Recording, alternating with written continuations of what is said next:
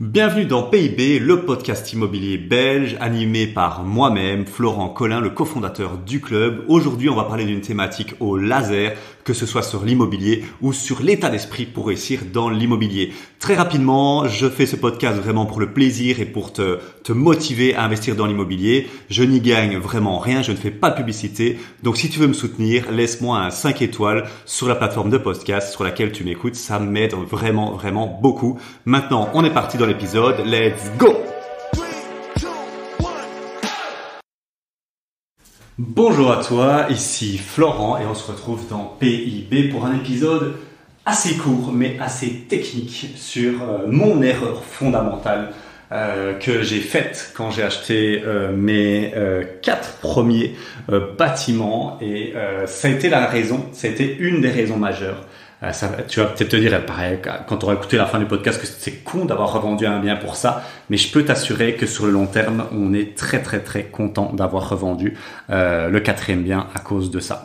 Alors, l'erreur fondamentale que je vais te partager ici, c'est au niveau du chauffage. Et c'est un truc qui est très spécifique, tu vas peut-être jamais le rencontrer, donc peut-être que cet épisode te servira jamais à rien.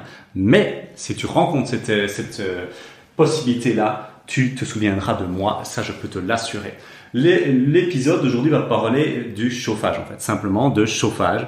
Et en fait, moi, si tu le sais pas encore, j'ai acheté mes premiers bâtiments dans un ancien domaine de vacances, très beau, très chouette. Franchement, à ce niveau-là, c'est génial. Mais il y a un gros problème, c'est qu'au niveau chauffage, tu as uniquement de l'électrique. Donc le mazout, ça n'existe pas. Ça, il n'y a pas de gaz non plus. Mazout, gaz, on barre. Donc c'est quand même les deux moyens de chauffage les plus confortables au niveau logistique, on va dire ça comme ça. Ça n'existe pas. Donc, sur quoi est-ce qu'on peut se reprendre quand il n'y a pas ces deux moyens-là? Il reste l'électrique, mais l'électrique est très cher, et il reste le pellet et le bois.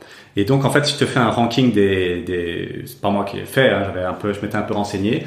Ce qui coûte le plus cher, si t'as pas de panneau solaire, bien évidemment, c'est l'électrique. Et puis c'est à peu près le mazout et le gaz, voilà, à peu près au même niveau. Et puis il y a le pellet qui est vraiment pas cher. Et puis le moins cher des moins chers, c'est le bois. Mais en fait, si tu fais un peu, c'est la courbe des prix du coût de l'énergie, on va dire ça comme ça. Mais au niveau logistique, elle est inversée. Le bois, c'est ce qu'il y a de plus chiant. Des stères de bois, quand j'ai emménagé avec ma femme à l'époque dans ce domaine-là, parce que moi, quand je me suis lancé, on a d'abord loué dans l'endroit en question et puis on a acheté dans cet endroit-là. On déchargeait du bois, des stères de bois. Je sais pas si tu as eu cette chance ou pas, mais les stères de bois, putain, c'est du boulot. Quand tu dois en décharger 5 et qu'il pleut et qu'il neige, si tu as déjà fait ça, tu sais que c'est de la merde. Donc le bois, déjà ça, on avait viré. Parce que le bois, ça fait beaucoup de crasse, c'est chaud et ok, pour sa propre résidence, à la limite, on peut endurer ça. Mais faut imaginer que quand tu as 1, 2, 3 autres Airbnb, tu vas pas t'amuser à chaque fois à ramener du bois pour chaque vacancier. Et tu vas pas demander ça à ta femme de ménage, c'est de la manutention qui est très chiante, très forte. En plus, ça fait plein de crasse. Et les gens ne savent pas tous s'en servir. Donc le bois, ça avait été barré. Le mazout et le gaz, ça, on pouvait pas le faire non plus. Donc qu'est-ce qui restait? Il restait l'électrique et le pellet. Alors l'électrique, on s'était dit, non, on va pas prendre ça, c'est quand même trop con. Là, dans ce qu'il y avait, par défaut, c'était électrique, il n'y avait pas de poêle à pellet. Il y avait bien sûr un feu ouvert, mais bon, on avait enlevé le bois des options. Et donc en fait, eux, ils avaient tu connais peut-être, c'est pas très connu, moi je connaissais pas avant d'aller habiter là. C'est un chauffage réfractaire. Alors un chauffage réfractaire, je sais pas qui a inventé ça, mais niveau énergie et consommation électrique, oui, c'est énorme. C'est en fait un énorme chauffage. Imagine un truc de 2 mètres sur 1 mètre de haut, je sais pas, et à peu près 50 cm de large, on va dire ça comme ça. Et en fait, il y a des briques, il y a plein de briques dedans. Donc déjà, tu sais pas le soulever, c'est littéralement impossible. Même si tu es à 3-4, c'est impossible de le soulever, c'est des briques énormes. Et en fait, ils ont rempli tout le chauffage de briques. Et en fait, il y a un courant électrique qui va dans les briques. C'est des briques réfractaires. On appelle ça des briques qui chauffent et qui conservent la chaleur. Et donc, ça le chauffe. Mais tu te doutes bien, je sais pas si tu t'en doutes ou pas, mais pour chauffer un bazar pareil, c'est une consommation électrique qui est démentielle. À titre d'information, on a racheté notre résidence principale un couple âgé qui n'utilisait plus le bâtiment depuis au moins 5 ans et il laissait tourner le poêle réfractaire sur 1. Enfin, le chauffage réfractaire sur 1, j'avais compris pourquoi. Eh ben, ça leur coûtait 130 € de chauffage d'électricité par mois. Et je te parle de ça quand on était en 2017, 2018, 2019. Donc, pas pendant la crise énergétique. Hein. Donc, pendant la crise énergétique, ça leur a coûté, je sais pas, 600 ou 500. Donc, c'est super énergivore, le poêle réfractaire. Donc, c'est laisse tomber. Laisse tomber. En plus, tu sais pas contrôler la chaleur. Ça fait une chaleur constante et quand tu le coupes, il faut le rallumer. Ça consomme. Enfin, c'est n'importe quoi. C'est vraiment une plaie, ce truc-là. Et donc, qu'est-ce qui restait? À l'époque, on s'est tourné vers le poêle à pellets. Et le poêle à pellets, ça a des avantages. Les avantages, c'est que à l'époque, en tout cas, là où je te tourne le podcast, on est en pleine crise énergétique et le pellet a skyrocket comme toute l'énergie en fait. Mais à l'époque, et je suppose qu'il redeviendra un jour à ce niveau-là, c'était vraiment pas cher. Donc les sacs de pellets, en fait, comment ça marche? Le pellet, c'est des petits granulés. Tu connais sûrement pas hein, parce que les Bruxellois, les gens qui ne vivent pas dans la campagne profonde, souvent ne connaissent pas les poêles à pellets. En gros, c'est un espèce de poêle, on va dire ça comme ça, hein, comme un poêle à bois. Et en fait, tu mets des petits granulés de pellets. Le pellet, c'est quoi? En fait, c'est des sciures de bois qu'on compresse dans une grosse machine. Hein, c'est dans les scieries qu'on fait ça. Et on les fragmente en petits granulés, en bois. Donc, c'est du bois concentré. Donc, et en fait, ça tombe petit à petit dans un espèce de récipient et qui fait une flamme. Et puis, la chaleur, en fait, est envoyée par de la ventilation. Et en fonction du prix du pellet, du prix du poêle à pellet, la ventilation est de meilleure qualité, le truc est plus grand, enfin voilà. Et ce qui est génial, le point positif, c'est que ça coûte pas cher. Ça fait une ambiance romantique et très très sympa. Et au niveau consommation, c'est très très faible. Parce que c'est très très faible, tu sais pas déconner avec ça, tu vois. C'est difficile pour les vacanciers. Moi, ici, on parle dans une logique de location, hein, Airbnb. C'est difficile d'exagérer, contrairement à par exemple le mazout ou des choses pareilles, ou l'électrique, où là ils peuvent le faire aller toute la soirée, c'est un peu la galère. Mais donc ça, c'est vraiment le côté positif. Et c'est pour ça, à la base, quand on s'est lancé, qu'on avait choisi cette option-là. On s'est dit, c'est très économique. Et en plus, ils peuvent pas abuser, donc c'est vraiment, c'était pour une logique très économique. Ça, ok. Mais on n'avait pas anticipé sur le long terme la logistique du pellet. Le pellet, comment ça marche? C'est par sac de 15 kilos. Donc c'est des sacs assez compacts, mais assez lourds quand même, 15 kilos. Et en fait, c'est livré par tonne. C'est livré par tonne, donc une tonne, c'est 70 sacs de pellet. Je te dis, c'est du boulot. Tu t'en rends peut-être pas compte, mais quand ça prend à peu près en solo. En plus, dans le domaine où je suis, c'est très pentu. Enfin, il y a des escaliers et tout ça. Rien n'est plat, donc c'est un calvaire fini. On ne sait pas mettre un stock de pellets en dessous d'un des gîtes, donc c'est mis dans une réserve, on va dire, qui est en dessous du deuxième gîte. Et donc, je dois aller chercher les sacs dans la réserve du deuxième gîte pour les amener au premier en montant des marches, descendant des marches. Enfin, c'est une logistique qui est calvaire. Donc vraiment à refaire. Je ne mettrai pas de poêle à pellets parce que c'est difficile d'envisager une automatisation là-dessus. Parce qu'en fait, c'est un peu fort de café de demander à la pauvre femme de ménage d'aller chercher les sacs de pellets, quoi. Ouais, vas-y, va dans la remise 2, tu en prends 5 dans ta bagnole, tu te gardes dans l'herbe et puis après tu vas dans le 1, tu les redescends. Enfin, c'est chaud. Vraiment, c'est chaud. Et donc, là, il y a une grosse problématique qui s'est développée, c'est la manutention et la logistique pas difficile, elle est impossible à automatiser. Et ça, c'est un gros problème. Ça, c'est un très gros problème. C'est pour ça que, à choisir, je ne remettrai plus jamais de poêle à pellets chez moi.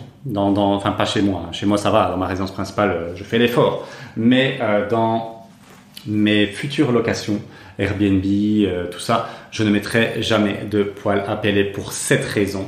Parce que ça annihile toutes les possibilités d'automatisation. Et le deuxième problème, mais ça c'est un problème que j'aurais pu compenser, que j'aurais pu voir venir, c'est le fait que je ne sais pas l'allumer et l'éteindre à distance. L'éteindre, à la limite, ça n'a pas beaucoup d'utilité. Les gens l'éteignent, ça, y a aucun problème. Et puis quand il est vide, bah, il se coupe. De toute façon, même s'il y avait un oubli, les gens partent et puis ils oublient, mais c'est pas trop grave. Mais c'est surtout de l'allumer. Et pourquoi l'allumer? Bah, parce que en hiver, dans la région où j'habite, du côté de Dinan, là, par exemple, aujourd'hui, il fait -4. Je me suis levé, il faisait -4. Les bâtiments, même s'ils sont plutôt bien isolés, sont très froids. Parce qu'il n'y a pas un chauffage central qui chauffe tout le temps. Donc forcément, il n'y a pas de chauffage. Il n'y a pas de chauffage la nuit et donc forcément, les gens qui arrivent vont arriver dans un bien qui est à 7-8 degrés. C'est quand même pas super au niveau expérience client. Après avoir fait 2-3 heures de route, tu arrives avec tes enfants, tu arrives dans un bien, il fait glaçant et il faut le temps de réchauffer le bien.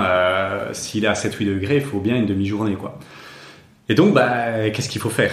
Soit je fais rien et je suis un enfoiré, et ça c'est pas la signature de la nôtre, de moi et ma femme, et c'est pas ce que j'enseigne aux clients du club, mais c'est l'expérience client, donc je vais l'allumer. Moi ou ma femme va l'allumer, ou alors la femme de ménage, quand elle finit à 1h, on va dire à peu près fin d'après-midi, je lui demande de l'allumer avant de partir. Comme ça, la personne ils arrive à 17h, elle finit à 14-15h, il tourne 2 heures. Oui, ça me consomme un peu de pellets, mais au moins il fait bon dans le logement. Et ça, c'est une erreur que j'aurais pu anticiper et voir venir, parce qu'il existe des poêles à pellets avec un contrôle à distance. Et ça, de toute façon, dans tout ce qui est chauffage, au niveau des locations courte durée, et même en location classique, après en location classique, tu vas me dire s'ils prennent les charges à leurs frais, c'est pas ton problème, mais si c'est toi qui les prends à tes frais, pour moi, ça a une utilité, c'est de faire un espèce de master control qu'on appelle un contrôle maître. Et donc, en fait, c'est pouvoir commander à distance ta chauffagerie, je veux dire, tes chauffages. Et là, ça existe sur les poêles à pellets. Tu peux contrôler à distance le poêle à pellets. Alors, il y a différents niveaux dans cette logique de contrôle de chauffage. Parce que je te dis pour le chauffage, mais tu peux le faire aussi pour des chauffages classiques, je veux dire, avec du mazout. Tu peux le faire aussi pour des chauffages électriques, tu peux le faire pour plein de choses. C'est des chauffages un peu plus chers, mais sur le long terme, en tant qu'investisseur, tu vas vraiment voir la plus-value et le retour sur investissement. Parce que les gens ne pourront pas abuser déjà au niveau... ils ne pourront pas abuser. Alors, je termine mon explication. Il y a 2 types de chauffage. Tu as ceux que tu peux allumer et éteindre à distance, qui sont connectés au Wi-Fi, qui sont vraiment basiques. Mais tu as un niveau au-dessus où il y a un petit peu de domotique, on va dire ça comme ça, et en fait tu peux voir les degrés dans la pièce, tu peux voir l'utilisation, tu peux voir, tu as beaucoup plus de data et tu peux régler à distance beaucoup de choses. Ça, à la limite, c'est peut-être mieux. Il faut voir les prix, voir si c'est possible, mais ça c'est peut-être mieux. Mais à choisir, j'aurais dû prendre, clairement. J'aurais pas dû me faire chier, j'aurais dû prendre un truc qu'on peut allumer par Wi-Fi. C'était peut-être 500, 1000, 1500 euros plus cher, c'est sûr, mais sur le long terme, ça m'aurait bien aidé. Donc voilà les deux apprentissages que je fais ici. Et donc là, si je devais reprendre un bâtiment dans cette région, ou de toute façon si je devais racheter un bâtiment, est-ce que je suis en train de faire, mais pas dans cette région là, j'arrête un peu. Enfin, je quitte un peu Astières pour aller du côté de Dinan. Je vais plus mettre de poêle à pellets, ça c'est net, c'est exclu. Mais pour moi, une bonne alternative dont j'entends beaucoup de bien actuellement, c'est la pompe à chaleur. Je suis pas un expert là-dedans, mais j'en entends beaucoup de bien. Et l'utilité d'une pompe à chaleur, ce serait avec la même logique, un contrôle maître, qu'on puisse contrôler à distance l'ouverture et l'éteindre, et voir si elle fonctionne, si les gens ont oublié de l'éteindre ou quoi que ce soit. Ça, pour moi, c'est ce que je mettrais désormais dans mes futures installations, sauf s'il y a déjà l'installation mazout ou des choses pareilles. Mais si je dois tout péter, tout détruire et tout refaire à zéro, c'est vers ce genre de choses que je pense j'irai. Voilà, parce que c'est beaucoup de simplicité, beaucoup de facilité d'utilisation et un contrôle à distance assez facile, et il n'y a pas de logistique avec le bois, le pellet. Donc voilà un peu, c'était petit épisode pour parler d'un truc un peu technique sur une de mes erreurs fondamentales, et je clôturerai là-dessus pour te dire à quel point tu vas peut-être te dire ouais mais il abuse et tout. Non.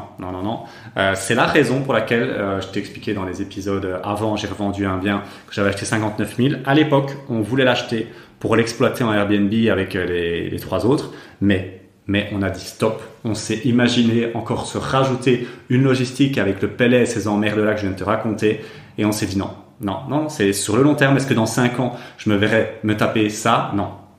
Donc, Donc voilà, c'est pour ça qu'on l'a revendu.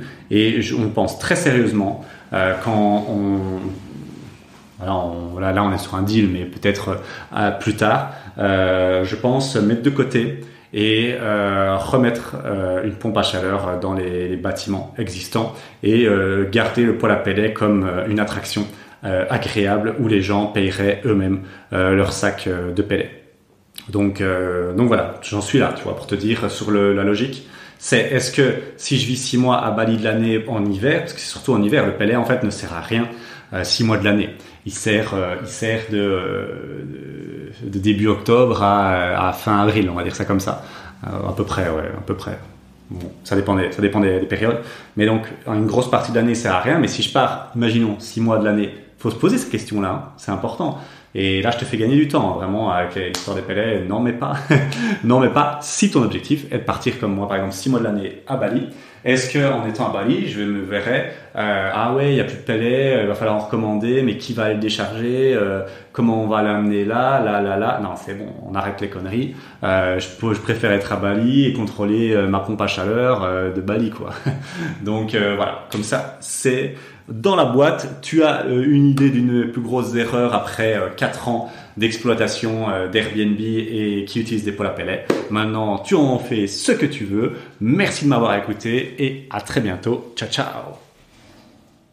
Merci d'avoir écouté cet épisode et pour te remercier pour ta fidélité et parce que tu es vraiment motivé à investir dans l'immobilier, je t'invite à un IMOtour. Un IMOtour, c'est un atelier immobilier en présentiel, donc on va pouvoir se voir et je sais que ça, en général, les gens y kiffent. Pour te remercier de ta fidélité, petite réduction podcast, on va l'appeler comme ça. Au lieu de 30 €, c'est 7 € la place et l'atelier IMOtour, tu verras, tu cliques sur le lien en description, tu verras la thématique, tu verras l'endroit, tu verras l'horaire, mais vraiment, c'est une pépite au niveau immobilier. C'est vraiment un moment hors du temps pour pouvoir parler à des investisseurs et pour pouvoir poser toutes tes questions. Voilà, j'espère qu'on se voit bientôt dans un IMOtour. Sinon, à très bientôt pour un prochain épisode de podcast. Ciao, ciao.